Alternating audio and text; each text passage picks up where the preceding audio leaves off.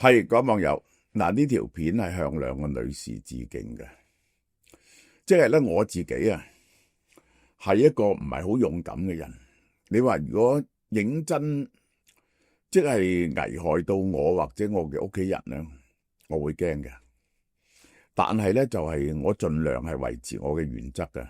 我琴日喺車度同我啲網友講，我覺得一個人嘅最終價值就係佢有冇一啲原則。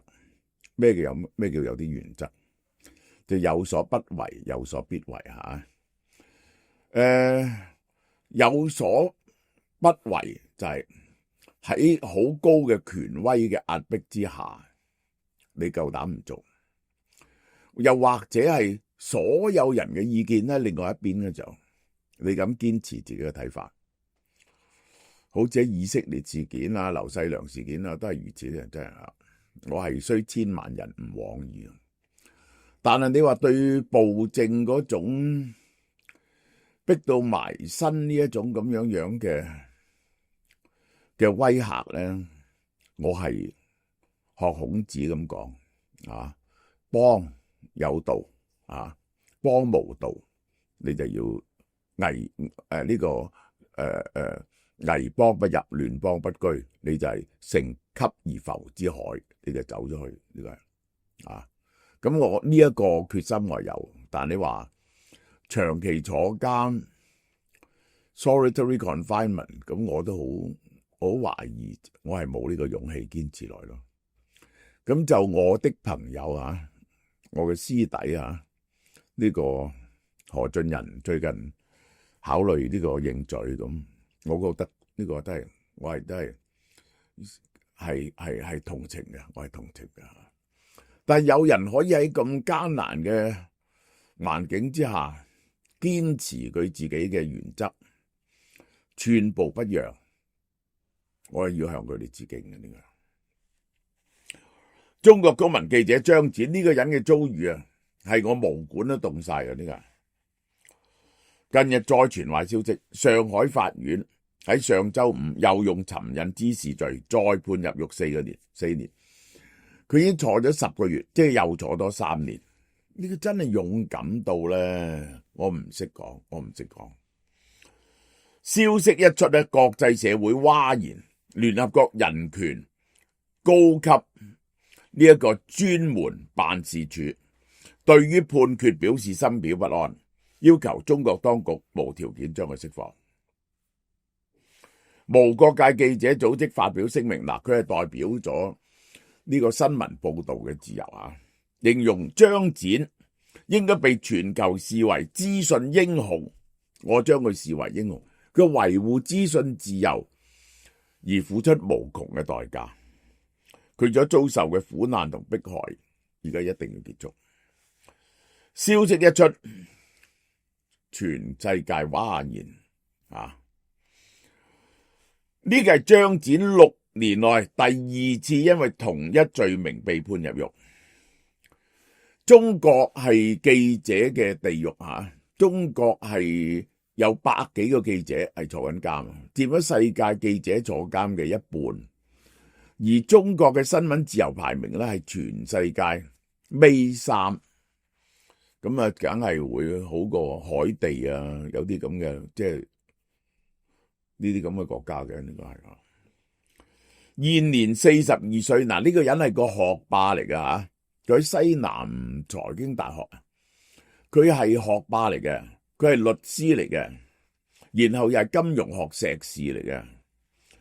因為參與維權活動，吊銷咗律師牌，但佢繼續吊銷牌，繼續冇放棄對公義嘅追求。2020年初，武漢疫情爆發，有3個人去嘅，呢個就係做公民記者報道武漢疫情嘅真相。佢無懼感染，第一去已經驚傳到啦，第二被捕，去疫區進行實地採訪。佢喺 YouTube 同埋 Twitter 平台發佈咗上百條影片，嗰啲影片等大家睇到武漢嘅真相啊！醫院入邊走廊逼滿晒人，殯儀館晝夜不停運作，呢個消失嘅記錄，令到即係當時北京當局宣傳話武漢肺炎咧已經係控制咗，係拆穿咗呢個大話，因此就拉咗啦，唔使講，3個都拉咗，佢係最嚴重嗰個，佢最嚴重嗰個。2020年5月，佢喺武漢火車站被捕，帶翻去上海羈押。同年12月，因為報道疫情呢個尋釁滋事罪判刑4年。為咗抗議，呢個係去到呢度。我之前呢，因為佢都係3個入邊一個，我冇特別重視，但係哇，我話呢個女仔，我對佢肅然起敬。為咗抗議當局對言論自由嘅迫害，佢長期絕食，佢瘦到得幾十磅，爭啲冇命，換嚟更加殘酷嘅對待。呢個台灣就有施明德長期絕食破世界紀錄啊！朱明德被灌喉幾百次啊！呢個獄方為咗強迫佢進食，對佢進行插管灌食，即係好似養北京填鴨咁，插之後來餵啲嘢佢。為咗驚佢掙扎呢，因為好容易插傷個喉管啊，上手紮起上嚟，24小時束帶紮實喺度。哇！呢個真係殘忍到不得了。結果當年庭審呢，極度虛弱，要坐輪椅出庭。除咗重申佢淨係講公民言論唔應該被審查，其他時候佢保持沉默，任你哋噏。喺黑暗嘅牢房中度過咗4年，舊年5月先至刑滿釋放。但係佢出嚟完全冇驚過，就撲去聲援嗰個張盼成。但佢對公義嘅熱情同支持呢，一啲都冇消除到。呢個真係勇敢。勇敢唔係你唔知道危險衝埋去做啲危險嘅嘢，你知道危險，你又驚，但係你為咗原則而決定去做。過咗3個月，舊年8月，佢為咗營救被捕嘅甘肅青年維權人士張盼成，一個人由上海遠赴甘肅，想幫佢提供法律援助。我要先講講張盼成。張盼成呢，就一陣會講張盼成，佢被拉，咁佢呢就想張盼成個阿媽簽住個同意書，俾佢揾律師幫張盼成辯護。咁樣呢又拉得。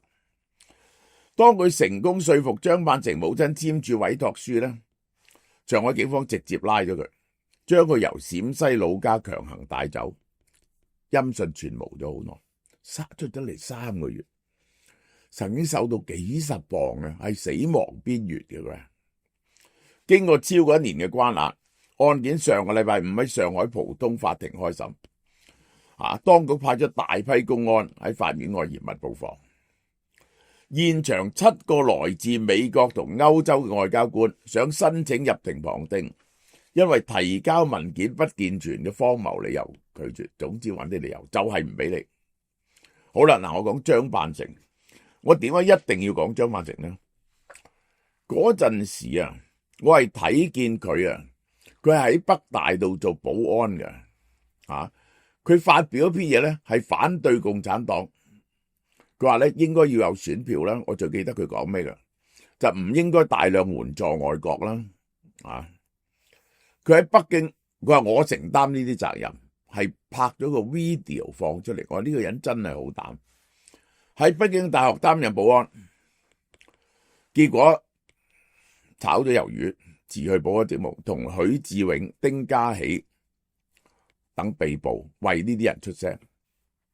組織或者參加個公民聚會同埋線下集會，有一班人係想維權。佢透過社交平台同公開信件叫釋放政治犯，批評當局司法不公。2020年後呢，中國官方對公民運動力嘅殘餘力量大規模清洗，因為佢繼續表態，又拉過佢，其實佢拉過扣留過好多次，就想話佢有精神病嘅。呢個係佢多次遭到短期扣留警告。2023年正式刑事拘押。呢個就係根據網上流傳嘅起訴書，而家咧佢咧呢個邊個咧就張展就為咗去救張辦成，佢所做嘅嘢咧就只不過去幫下手，叫張辦成嘅阿媽簽張授權書，可以等啲律師可以代表張辦成啫。結果就拉埋張展。根據網上流傳嘅起訴書咧，咁呢個點解會犯罪咧？叫人揾呢個律師代表，呢個係公民權利嚟噶嘛？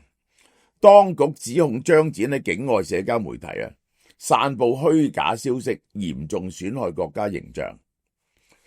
結果咧就唔敢講張辦成，冇講張辦成單嘢，話佢喺境外喺 Facebook WhatsApp 呢啲咧有啲 message， 呢啲 message 咧係鬧人嘅不實嘅，同埋損害國家形象，因此係犯咗尋釁滋事罪。聯合國人權高專辦批評尋釁滋事呢罪太過廣泛啦，係用嚟打擊言論自由嘅，呼籲廢除呢啲惡法，呢啲叫口袋罪，乜都裝得入去。以前咧港英時代嘅口袋罪咧叫遊街，即係咧你係話你喺街度遊蕩，係任何人都拉得嘅呢條罪名，即喺街度咧你就可以告你遊蕩。後來咧就有一條罪，就係咧呢個不合法地使用電腦，呢個咧又係任何嘢，你有用手機送個 message 咗乜嘢咧，咁就將佢就用呢樣嘢嚟告你，無論你做嗰樣嘢係咪犯法。咁後來咧就話唔得嘅，你一定要，如果係合法地使用電腦咧，你唔告得嘅，即係你偷人哋嘅電腦hack 人哋或者你喺個電腦度直接做一啲犯法嘅嘢先得，就唔可以話佢呢個不合理地使用電腦，呢種咧係口袋罪，係俾最高法院咧推翻咗。呢種定義模糊、隨意解釋嘅罪名，正係所謂嘅口袋罪，係對付維權人士同記者嘅萬能武器，告親都啱。張展喺中國大陸嘅遭遇，令我諗起我仲最敬佩嘅一個香港女仔，呢個周幸彤。周幸彤係讀 physics 出身，然後轉做大律師，呢個係一個學霸嚟噶，呢個又係一個學霸。同樣係法律出身，同樣因為堅持信念坐監。周幸彤就講香港喺國安時代下邊嘅現實究竟係點？佢咧就曾經咧就係因為嗰個話佢唔肯交啲資料，咁咧就告佢哋，結果咧呢單案咧打到上最高法院，係用技術理由咧就係推翻咗嗰個裁決嘅，佢打贏咗。但係咧跟住就告支聯會常委煽動顛覆國家政權，未曾審，已經坐咗1400日。咁今年11月會審預備審7個禮拜。呢個係面對漫長嘅審訊同關押咧，佢從來未停止抗爭。佢係透過喺法庭陳詞、寫信，堅持自己嘅政治信念。佢從來唔肯認罪。佢話呢個就係，如果我認咗罪咧，就冇咗呢個表白嘅機會。我係要打晒成個庭，然後將呢個我打嘅理由係講晒出嚟，駁到法官一動都冇，駁到檢控官一動都冇。呢個留為歷史嘅記錄。根據咧而家好多出咗嚟嘅人講咧，佢經常被揾啲理由係將佢判呢個單獨囚禁，不停將佢單獨囚禁。呢個周幸彤係，佢哋係好憎周幸彤。我都話啦，北京最憎3個人就係呢一個黎智英啦，呢個黃之鋒啦，同戴耀廷啦。而家咧就周幸彤多咗個周幸彤。舊年6·4前夕，佢引用23條拉咗佢嘅媽媽舅父，話佢哋利用社交專頁發布煽動貼文，其實係乜嘢呢？雖然來自獄方同當局嘅巨大壓力，周幸彤嘅意志從來未屈服。佢對台灣嘅朋友回信：有你哋嘅支持，我又點可以放棄呢？每年六四佢都獄中絕食抗議，今年連續第4年，為咗紀念六四36週年，6月4號絕食36日。佢過去曾經因為參加六四絕食抗議，多次被單獨囚禁喺水飯房嘅獨立囚室。好啦，講佢媽媽舅父被捕咧，就係咁。在囚期間，佢朋友咧就整咗個 Facebook 專頁叫小童群秋會，更新佢坐監嘅情況。專頁簡介係支持幸童，支持阿童抽水。結果2024年5月27號，佢咧就話佢呢個網頁係乜嘢咧？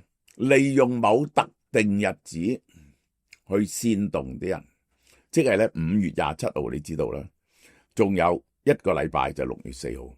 佢哋準備喺6月4號整啲紀念文章之類咁嘢啦，因此就拉咗佢媽媽同佢舅父放翻出嚟，就停咗佢呢個 Facebook。呢個係由上海嘅張展到香港嘅鄒幸彤，佢哋嘅共同點係一個女子，一個弱小嘅女子。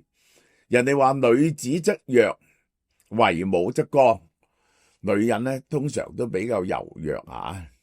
呢個我解釋過，呢個從演化心理可以解釋，所以我唔同意左派嗰啲理論。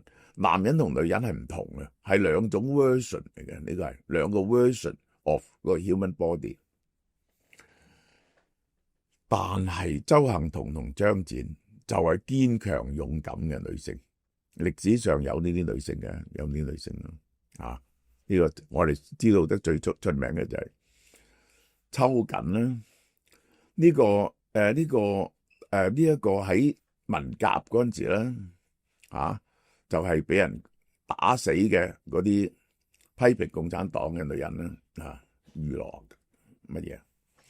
喺呢個言論空間急速萎縮嘅時代，選擇咗拒絕沉默，拒絕恐懼。